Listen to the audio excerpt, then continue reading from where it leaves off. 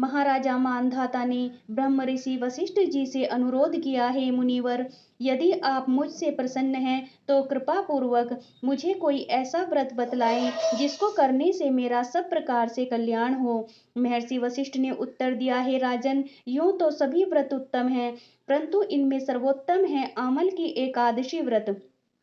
फाल्गुन मास के शुक्ल पक्ष की इस आंवल की एकादशी का व्रत करने से सभी पाप नष्ट हो जाते हैं। इस व्रत को करने से 1000 गायों को दान करने के बराबर पुण्य प्राप्त होता है। इस बारे में एक कथा मैं आपको सुनाता हूँ, ध्यान पूर्वक सुनिए। वैदिक नाम का एक नगर में ब्राह्मण, क्षत्रिय, वैश्य और शूद्र चारों वर्णों के परिवार आनंद पूर्वक रहा करते थे। वहां पर सदैव वेद ध्वनि गुंजा करती थी। पापी, दुराचारी तथा नास्तिक कोई नहीं था। उस नगर में चैत्ररथ नाम का चंद्रवंशी राजा राज्य करता था। सभी नगरवासी भगवान विष्णु के परम भक्त थे और सभी नियम पूर्वक एकादशियों का व्रत किया करते थे। प्रत्येक वर्ष में के समान फाल्गुन मास के शुक्ल पक्ष की आंवल की एकादशी आई। उस दिन राजा, प्रजा तथा बाल वृद्ध सबने हर्ष पूर्वक व्रत किया। राजा अपनी प्रजा के साथ मंदिर में जाकर कुंभ स्थापित करके धूप, दीप, नैवेद्य, पंचरत्न आदि से धात्री का पूजन करके इस प्रकार स्तुति करने लगा, हे धात्री, आप ब्रह्मा जी द्वारा उत्पन्न हुए हो और समस्त पापों का नाश करने वाले हो, अतः आपको नमस्कार है। आप मेरा अर्घ्य स्वीकार करें। आप रामचंद्र जी द्वारा सम्मानित हो।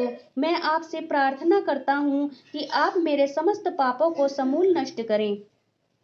मंदिर में सबने रात्रि को जागरण किया। रात के समय वहां एक बहेलिया आया जो अत्यंत पापी और दुराचारी था। वह अपने कुटुंब का पालन जीव हिंसा करके किया करता था। उस दिन उसे कोई शिकार नहीं मिला था, अतः निराहार रहना पड़ा। भूख तथा प्यास से अत्यंत व्याकुल वह बहेलिया मंदिर के एक कोने में बैठ गया और विष्णु भगवान तथा एकादशी महात्म्य की कथा सुनने लगा।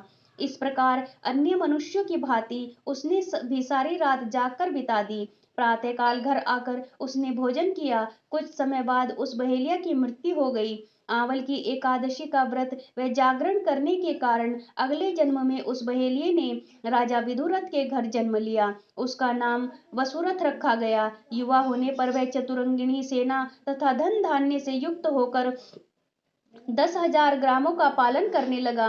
वह तेज में सूर्य के समान, कांति में चंद्रमा के समान, वीरता में भगवान विष्णु के समान और क्षमा में पृथ्वी के समान था।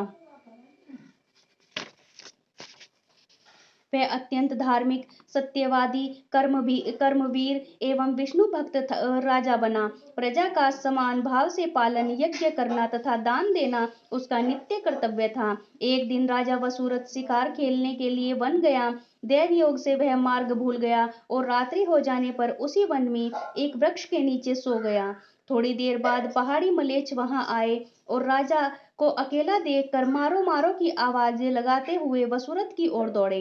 वे मलेच्छ कहने लगे कि इसी दुष्ट राजा ने हमारे माता पिता, पुत्र पौत्र आदि अनेक संबंधियों को मारा है तथा देश से निकाल दिया है, अतएव इसको अवश्य मारना चाहिए। ऐसा कहकर वे मलेच्छ अस्त्रों का प्रहार करने लगे।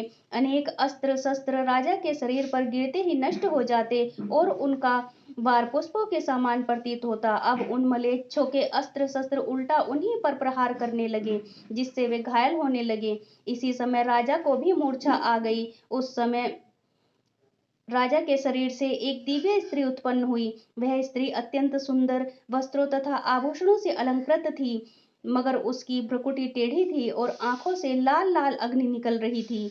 वह स्त्री मलेच्छों को मारने दौड़ी और थोड़ी ही देर में उसने सब मलेच्छों को काल के गाल में पहुंचा दिया। जब राजा सोकर उठा तो उन मलेच्छों को मरा हुआ देखकर सोचने लगा कि इन शत्रुओं को किसने मारा है। वह ऐसा विचार कर ही रहा था कि तभी आकाशवाणी हुई, हे राजा, इस संसार में विष्णु भगवान के अतिरिक्त कौन तेरी सहायता कर सकता है। इस आकाशवाणी को सुनकर राजा अपने नगर को चला आया और सुख पूर्वक राज्य करने लगा। महर्षि वशिष्ठ जी आगे बोले, हे राजन, यह आमल की एकादशी के व्रत का प्रभाव था। जो मनुष्य इस आमल की एकादशी का व्रत करते हैं वे सभी कार्यों में सफल होकर अंत में विष्णु लोक को प्राप्त होते हैं। जय श्री हरि नारायण।